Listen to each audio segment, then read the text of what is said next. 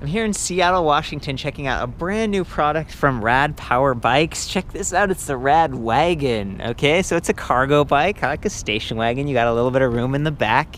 Very cool, one of the most affordable cargo bikes I've seen, and they've designed it so that it should be compatible with a lot of the accessories from like Yuba and Extra Cycle. It kind of reminds me of the Yuba Mundo, actually, because the orange color and everything. The measurements on this are really unique. It's like 7 inches shorter than a traditional like cargo bike. It's just a little bit shorter, maybe a little bit easier to maneuver and store, depending on how much space you've got. Maybe you're on a yacht or something like that. What's ironic is that they have the other product, like the Rad Rover, right? It's the big fat tire bike, and this is the same length. Even though this looks really long, it's the same length because the tires on that one are so big. So if you had one of those in your garage, you could fit this right next to it, which is cool. I did some measurements here, and it's about 17 inches from the spindle here up to the top of the seat tube, and then 22 from the front of the head tube to the seat tube. So I don't know, that should help give you some idea. It's got that sort of low cut frame here, which will make it a little easier to step over, but it's still strong because it's kind of a diamond frame. It is a heavier bike. This is about 75 pounds, so it's not light, but it's steel, so it's gonna handle some of that vibration a little bit better. It's super tough, and the weight's fairly well distributed. They got the battery pack right here. It's the Dolphin design, about 7 pounds on that pack. And then back here, they've got this really interesting motor, Shengyi. I haven't seen one of these before, and it's rated at 500 watts nominal, 750 peak. It's gearless, so it's very quiet, pretty durable, and it offers regenerative braking, which is awesome because you've got a lot of weight on this bike. Maybe you've got a second person or some cargo or whatever. You can use regen and save your pads, like your brake pads here. So we've got Tektro Novella mechanical 180 millimeter rotors, front and rear right here. Pretty cool. Quick release on the front, which I appreciate, if you're doing some quick maintenance on this. See the levers up here, Tektro. We've got that motor inhibitor, and that's what's going to activate regen, which is very cool. So I like that. They've also got the defloppulator, so there's just a lot here that's sort of best practices as far as a cargo bike goes, and a couple of extra maybe mounting points there. Got the tubing on the back and these wood planks and stuff. So this is $16.99. That's kind of like the price point on it. So to be under $2,000 for a cargo bike is pretty awesome, especially given that it comes with these fenders and there's like a blocker here. They have designed this to handle larger loads. So this is 11 gauge spoke. At first I was kind of confused because I thought like a higher number would be stronger or better, but 11 gauge, that's actually better than kind of the standard 14 gauge on a lot of other bikes that I see. So yeah, we've got a good setup going on here. The tires 26 by 2.3, got that sort of, they're Kenda, they've got kind of the checkerboard pattern that's rolls fairly efficiently but gives you enough grip that you could take it on like a hard packed trail. Definitely. It's a 21 speed bike, and they've got the big kind of oversized shifters up here, a little bit easier to go at than triggers, and they extend a little bit. Given that you've got a throttle right here, you can kind of easily access those. Little bell. I'll show you the drivetrain on the other side, kind of tucked away. So 7 sprockets right here. Got that Tourney TX, again, sort of entry level, but Shimano components should be all right. And then Alivio up front, so those are the 3 rings and the second derailleur. Having extra gears definitely helps when you're hauling stuff, and having that smaller ring on the inside just going to give you more leverage. Also back there, you might be able to see those magnets. That's the cadence sensor. There's 12 magnets on it, fairly responsive, and it's the kind of setup where versus a torque sensor, you can kind of just move your legs and the pedals, and that will activate the bike, and then you can choose an assist level in terms of how fast you want to go, how much power you want to expend. Okay, so kind of cool the way that's set up, and a huge oversized kickstand, always nice to have. Don't want to miss out on that. Okay, so 27.2 millimeters on that seat post, and I want to highlight that because there isn't suspension on this bike.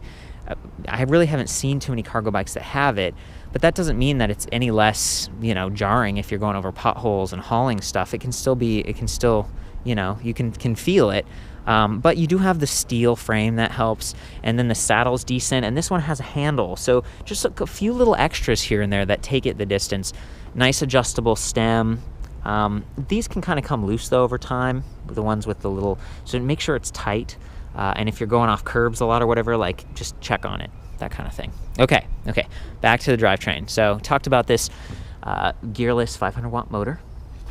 I think we have some quick disconnect points here too, so you can take that off if you need to do maintenance on the rear. Here's the controller, so that's cool. It's kind of kept out of the way. It blends in fairly well. And then this is the battery pack. Okay, so what we're looking at is 48 volt, 11.6 amp hours. It's got Samsung cells. The whole bike has like a comprehensive year-long warranty, which is pretty awesome. And I guess getting back to the battery, I like that this one, it's got a replaceable fuse. That's one thing you could kind of check on if there were issues. It's chargeable on or off the bike under this rubber flap, and it's got a little USB charging port, so you could use this as backup power if you needed to, you know, whether it's in your house or on the bike. To really care for a battery like this, let's say that you have a yacht or something and you're planning on not using it for a while, store it at like half charged. Okay, that's best, and don't leave it on the charger like maxing it out every time. I think it's best to kind of store it at around half. But you should get a lot of charge cycles. If you don't store it in a place that's super hot or super cold, that's best too, kind of like cool, dry location. So these are just best practices that I'm, you know, rattling off here for you, because I don't know if it's your first e-bike or not. Slap guard right here for the chain. Okay, so I mentioned that USB port, very cool. One of the downsides though is it's so close to like your feet and your legs when you're pedaling. If you actually had your iPhone plugged into it or your Android, the wire could get in the way. So they've got another USB port right here. See it? Cool. So you can like tap into your power in I think a more convenient part of the bike, like a convenient region. And I guess that brings us to, you know, powering the bike on. So to get it going, you do have to press the power button on the battery pack. That's definitely a negative to me. It's 2 steps. You press it there once, and then you hold mode up here for a couple seconds. The screen comes to life. Just remember when you're done with your ride to turn the battery off, because this LED and stuff, that's taking juice. And over time, again, if you leave it on your boat for the summer or the winter or whatever, it could drain it, and that could be kind of hard on it. Okay, so here we are back at the display panel. It does swivel a little bit, it's backlit. You can control the lights with this too. There's a headlight that runs off the battery. There's also a rear light, which I appreciate, but it is independent, which means that it's just like the battery pack. It's easy to accidentally forget to turn that off, and you're like going into the restaurant or you're going in for the night, and the next day your battery's gonna be dead. So keep that in mind, make sure you turn it off. Check that out. Coming back up here to the display panel, got battery level readout, 5 levels, that's decent. Odometer, your trip distance, pedal assist level. This one actually does go down to 0, but you can isolate the throttle. So let's pretend that I'm up in like level 5, that's the top level of assist. I can unclick the throttle and see, you know, nothing's happening. And while we're up here, ergonomic grips, kind of like that. They're a little bit cheaper, you know, there's no lockers or anything, but they feel comfortable and you've got plenty of room for your hand. So I feel like all of the drive modes are really covered well here, and that's nice. You know, it gives you the option to choose the right gear, you know, set that seat post where you want it. Because this is a little lower cut, you can drop the seat a little bit lower, get the stem at the right angle, and then do you want pedal assist to extend your range, or do you want to do throttle mode and just like gun it? So I guess on that note, I'm just gonna hop on, get that awesome kickstand out of the way. I might just start off with pedal assist here, and you know, pay attention to like how quickly the motor turns on and turns off, and that's that 12 magnet thing.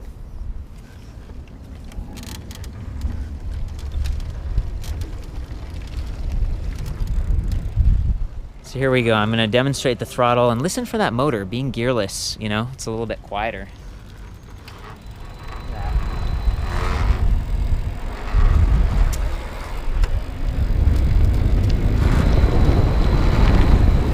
Super smooth, and that controller is a sine wave controller, so that means it's a little bit smoother in the power activation. It's not just on or off, it's sort of like you know, different levels of on and off, I guess, or just on.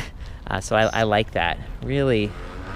Yeah, there we go. A little bit of buzzing back there, but you get up to speed pretty quickly here. Whoa. Practice those disc brakes. Like literally skidding to a stop. That's one of the things. There's a little bit more skidding on the rear here. I'm used to having more of my body weight directly over the rear wheel, but because this is a cargo bike and a little bit extended, it changes some of those dynamics. All in all, I mean, it handles pretty well. There's, a little bit of frame flex. I feel that on, all the cargo bikes that I review, and it's nice that they did the sort of the mid-step design with this, because it does pedal really nicely. Feeling pretty good. I like those fenders too, and I like how versatile these bikes are, but they do tend to be pretty expensive, so having another entrant into this market space is probably a good thing. I think that's about it. That's the RadWagon from Rad Power Bikes. For the full write-up on this, more info and stuff, I'll see you back at electricbikereview.com, and ride safe.